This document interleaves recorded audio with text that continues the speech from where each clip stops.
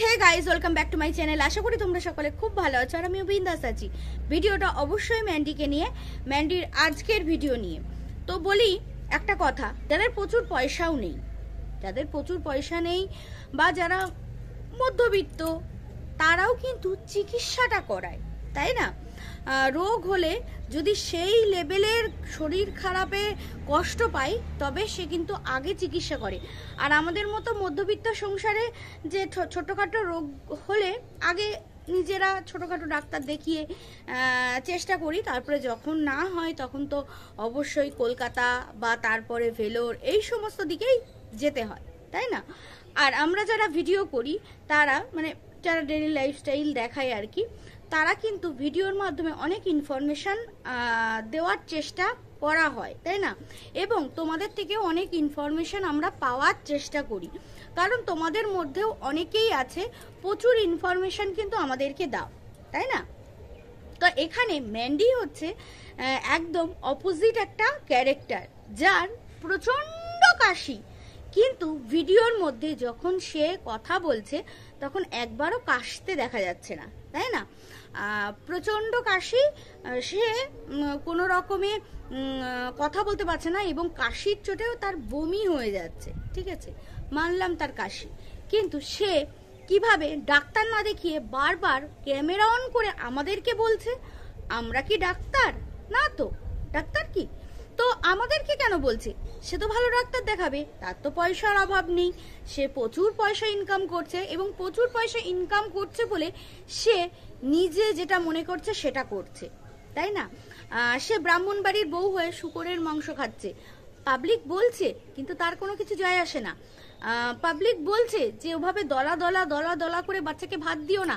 Recent ভিডিওতেও দেখলাম, দুবার দেখেছে, আবারও ওরকমই করে দিয়েছে এবং দেখিয়েছে, তাই না? দেখিয়েছে যে বাচ্চাকে ও ওভাবে ভাত দিচ্ছে, তার মানে ওর বাচ্চাকে ভালোবাসে না, এটাই প্রমাণিত হয়। আমরাও ছোটবেলায় খেয়েছি, এই নাও কাকের ডিম, এটা কাকের ডিম, খেয়ে নিলাম, কিন্তু একটা বাচ্চাকে ভাত মেখে দলা দলা করে দিয়ে তার সামনে দেওয়া হচ্ছে, সেটা যথেষ্ট দৃষ্টিকটু।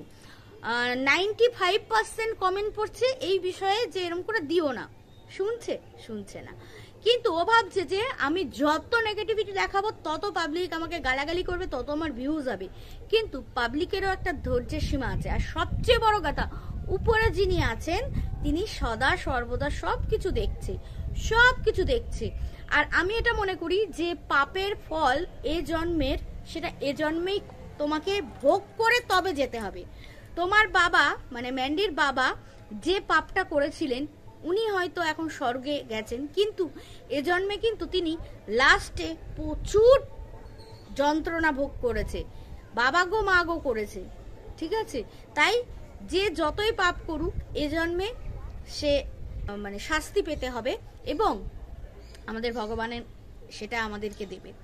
তো যাই হোক, ম্যান্ডি দেখলাম সেলিব্রিটি, নিজেকে তো সবসময় ভাবে বিশাল সেলিব্রিটি, কারণ মানে নিখাউন্তি ঘরে যখন অত টাকা পেয়ে গেছে তখন তো সে নিজেকে সেলিব্রিটি ভাববেই, ভাবাই স্বাভাবিক।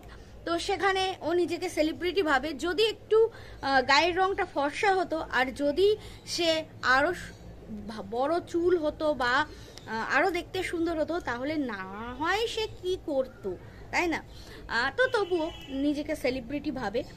তো সেই জন্যে একটা কমেন্ট এসেছে যে আবার একটা ভাই জোটাবি, হ্যাঁ, তোর তো এটাই কাজ, আবার পরকীয়া করবি, বলছে যে তাহলে তো বলতে হয় শ্রাবন্তী, প্রসেনজিৎ চট্টোপাধ্যায় এরা সকলেই দোষী।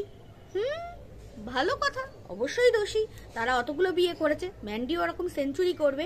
তো বলি কি, ম্যান্ডি ওরা একটা সম্পর্ক থেকে বেরিয়ে ডিভোর্স দিয়ে দেন পরের সম্পর্কে যুক্ত হয়েছে। আর শ্রাবন্তী ম্যাডাম তো লাস্টে ফেসেই গেছে, রোহন বোধহয় ওর লাস্ট হাজবেন্ড, তৃতীয় নাম্বার হাজবেন্ড, সে তো কোনো রকমে ডিভোর্স দিচ্ছে না, ঠিক আছে, টাকার বিনিময় হলেও সে ডিভোর্স দিচ্ছে না, তাই শ্রাবন্তী ওখানে ফেসে গেছে। যাই হোক, তারা কিন্তু একটা সম্পর্ক থেকে বেরিয়ে আর একটা সম্পর্কে যুক্ত হয়েছে।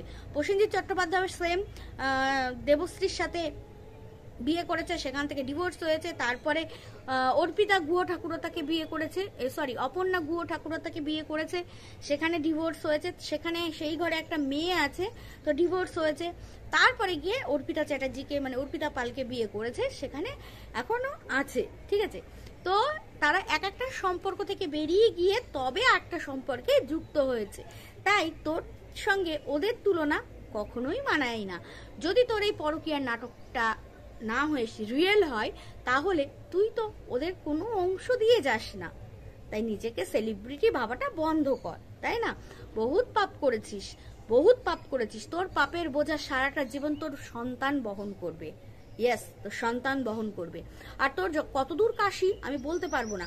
যে লাখ লাখ ইনকাম করছে, যার লাখ লাখ টাকার গয়না রয়েছে, যে পরকীয়া 3 মাসে প্রায় 22 লাখ টাকা কম করে ইনকাম করেছে, সে মাত্র তার কাশি হচ্ছে, সে ডাক্তার দেখাচ্ছে না। তুই ডাক্তার দেখাচ্ছিস, তুই সবকিছুই করছিস, তবুও তুই পাবলিকের কাছে দেখাচ্ছিস যে দেখো আমার কাশি হয়েছে, আমার এই হয়েছে, আমার ওই হয়েছে। কারণ সিম্প্যাথি। কারণ তুই যখন ক্যামেরা অন করেছিস, তুই ফ্লুয়েন্টলি কথা বলেছিস। ভিডিও শেষ করতে গিয়ে দেখছিস যে তোর ভিডিও 8 মিনিটের মতো হচ্ছে, লাস্টের দিকে তুই ভিডিওর এন্ডিংয়ে একটু কেশে দিয়েছিস, বুঝেছিস? আর পাবলিককে না চ্যাটাংগুলি দিস না। কি এমন হতে পারে, পাশা কিন্তু ঘুরতে পারে। পাবলিক যদি একবার মুখ ফিরিয়ে নেয়, তাহলে তুই হাজার চেষ্টা করলেও পাবলিক কিন্তু তোর দিকে আর ফিরে আসবে না। কারণ পাবলিক এমনিতেও তোর এই রূপটাকে ভালোবাসেনি, মানে এই ম্যান্ডিকে ভালোবাসেনি, ভালোবেসেছিল সে আগের বাড়ির ম্যান্ডিকে, ঠিক আছে? যে একটা সংসারী, পাবলিকের লেগেছিল যে একটা সংসারী বউ, তাকে ভালোবেসেছিল। এই অধ্যত্ত অহংকারী এই ম্যান্ডিকে, মদমাতাল ইন্ডিকেটর খোর এই ম্যান্ডিকে ভালোবাসেনি, ঠিক আছে? তুই কি দেখাসনি বলতো? তুই কি দেখাসনি? তোর কাছে টাকা আছে, কিন্তু সুখ কি আছে? কোনোদিনই থাকবে না, কোনোদিনই থাকবে না। আজকে একটা কমেন্ট এসেছে যে যা মানে গলায় কলসি দিয়ে ডুবে মর, আর সাথে মদের বোতল আর কিছু বিড়ি নিয়ে যাস, কারণ ওটা ছাড়া তো তোর চলবে না। পাবলিকের তোর প্রতি কিরকম মনোভাব সেটা তুই দেখ। তুই কতদিন তোর শরীর খারাপ ঝিমানো ব্লগ দিবি? পাবলিক বুঝি মেনে নেবে? না রে, মেনে নেবে না। কদিন দেখবে? তাদের নেটের দাম আছে, সময়েরও দাম আছে। তারা তোর ভিডিও দেখে এনার্জি পাওয়ার জন্য আসে, ঠিক আছে? শুধু তোর না, সবার ভিডিও দেখে এনার্জি পাবে তাই আসে, কিন্তু সেই এনার্জিটা তোর ভিডিওতে নেই, তোর কাজকর্মে নেই, তোর ভিডিওতে নেই। বাবাকে বিক্রি করে, মাকে বিক্রি করে তো চ্যানেল দাঁড় করিয়ে নিয়েছিস। বাবা তো স্বর্গে চলে গেছে, কিন্তু মা তো রয়েছে, মাকে অবজ্ঞা করছিস। বলছিস টাকা পাঠিয়ে দিচ্ছি, টাকার বড্ড গরম না রে? টাকা দিয়ে যদি পৃথিবীর সমস্ত সুখ কেনা যেত না, মানুষ অমরত্বটা কিনত, যেটা কখনোই সম্ভব না, কখনোই সম্ভব না। তোর সত্যিই কি কাশির সমস্যা হচ্ছে, নাকি সামান্য ঠান্ডার থেকে ওরকম করছিস? আমার মারও ঠান্ডা লেগেছে, আমার সাথে ফোনে কথা বলতে গেলে 10 বার কাশতে শুরু করে দেয়। ইভেন আমার শাশুড়ি মারও হয়েছে, মানে কাশি উঠলে চোখ দিয়ে জল বেরিয়ে অক মতো উঠে আসছে। তোর তো ওরকম না, তুই যে বলছিস বমি করে আসলাম, আমার তো মনে হচ্ছে না। যাই হোক, হলে কেন তুই ডাক্তার দেখাচ্ছিস না? তার কারণটা তুই তুলে ধরিস তো, অবশ্যই তুলে ধরবি। আর হ্যাঁ, শ্রাবন্তী বা প্রসেনজিৎ চট্টোপাধ্যায়ের সাথে নিজেকে তুলনা করিস না। বা এখন যে ট্রেন্ডিং এ চলছে আমাদের কাঞ্চাদা আর হচ্ছে ওই কি জানো, কাঞ্চার বউয়ের নাম কি জানো, কি ভুলে যাচ্ছি, কি চট্টরাজ, যাই হোক, তো তাদের সাথে তুই তোর তুলনা করিস না, ঠিক আছে?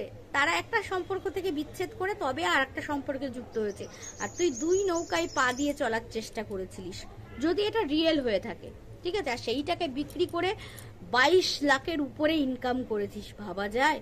হ্যাঁ, যাই হোক, টাকা পয়সা কিছুই থাকে না মানুষের, থাকে সম্মান। তুই রাস্তা দিয়ে হেঁটে যাবি আর একটা মধ্যবিত্ত ঘরের বউ হেঁটে যাবে, তোর সম্মান মাটিতে মিশে যাবে, ঠিক আছে? তোকে এখন বলতে হচ্ছে না কেউ আসলে এই বটি দিয়ে তারকে দেখিয়ে দেবো, কারণ তুই নিজে একা নর্মাল ভাবে চলতে পারিস না। তোর পাড়া দিয়ে বলিস আর তুই যেখানেই বলিস, তুই নিজে একা চলতে পারিস না, তাই সাথে সাথে ওই ভেলুয়াটাকে নিয়ে যাস, বুঝলি? ও ছাড়া তুই চলতে পারবি না। এটাই হলো ব্যাপার। তো যাই হোক, এবার বলি, ম্যান্ডি খুব দেখছে পুলিশ ফাইল, কারণ হচ্ছে সবাইকে দেখাচ্ছে যে পুলিশ ফাইলসের এই এতগুলো দেখলাম। কেন রে ম্যান্ডি, পাবলিককে কি বোঝাতে চাইছিস? একটা টাইমে গুথপা বলেছিল যে তুই তোর বরকে গুম করে দেওয়ার চেষ্টা করছিলিস, এরকম বলেছে, গুথপা বলেছে। যাই হোক, তো পাবলিককে বোঝাতে চাইছিস যে আমি পুলিশ ফাইলস দেখছি, কারণ হচ্ছে কিভাবে কি ষড়যন্ত্র করা যায় সেগুলো আয়ত্তে আনছি, এরকম কিছু বোঝাতে চাইছিস? আবার দেখছিস কি সিনেমা, প্রাক্তন, তুমি অন্য কারোর সঙ্গে বেঁধো ঘর। মানে আমরা কিরকম জিনিস দেখব, যেটা দেখলে আমাদের ব্রেন ঠান্ডা থাকবে, মনটা খুশি খুশি থাকবে, এরকম জিনিস দেখব। ও যত নেগেটিভিটি জিনিসগুলো দেখে, ভাবো তাহলে ওর ব্লগে ভিউজ তোমরা দাও, আর ওর ব্লগ দেখে তোমরা পজিটিভিটি কিছু খুঁজে পাবে? নেগেটিভিটিতে, মানে নেগেটিভ জিনিসে ভর্তি ওর লাইফ।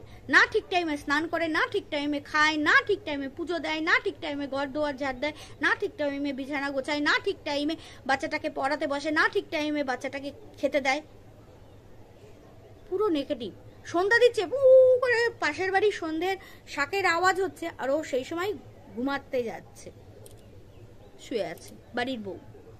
পুরো অলক্ষিতে ভর্তি, পুরো অলক্ষিতে ভর্তি। একটা কথা তোমাদেরকে বলি, যে ওর যে বান্ধবী ললিতা না, ওদের বাড়িতে পুজোর জন্যে ও শ্বশুর মশাইকে কিন্তু ডাকেনি। আমি তোমাদেরকে বলেছিলাম যে ও শ্বশুর মশাই চুলের ব্রাহ্মণ, ঠিক আছে, সেটা প্রমাণ করে দিল ওর, মানে কি বলে, বান্ধবী, বুঝতে পেরেছো?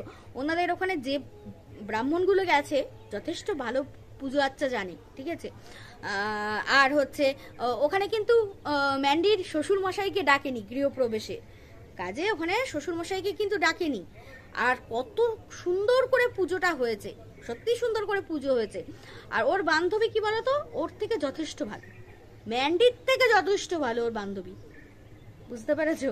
ওর ঘরটাই লক্ষ্মীশ্রী আছে, কারণ ওর হাজবেন্ড ওয়াইফ দুজনে কষ্ট করে, অবশ্যই কষ্ট করে ব্লগিং করে, কিন্তু এই ম্যান্ডির পাল্লায় পড়ে ওরা পুরো বিগড়ে গেছিল কিছুদিন, যার জন্য ওদের নামে বেশ কিছু ওদেরকে নিয়ে মানে আমাদের মতো কন্ট্রোভার্সি ক্রিয়েটারদেরকে নেগেটিভ ভিডিও করতে হচ্ছে। কিন্তু ওরা অরিজিনালি কিন্তু খেটে রোজগার করে, তাই না? খেটে রোজগার করে। আর একটা কথা, ওদের ঘরটা কত সুন্দর, কি বলবো, লক্ষ্মীশ্রী হয়েছে। এবং পুজো আচ্ছা, যে গৃহপ্রবেশের পুজোটা হয়েছে যথেষ্ট সুন্দর, এবং রাত্রি হয়ে গেছে আর হোমের আগুন উঠেছে কি, আর অন্যদিকে কীর্তন হয়েছে, এবং হাজবেন্ড না খেয়ে, মানে ললিতা বান্ধবীর হাজবেন্ড না খেয়ে ছিল।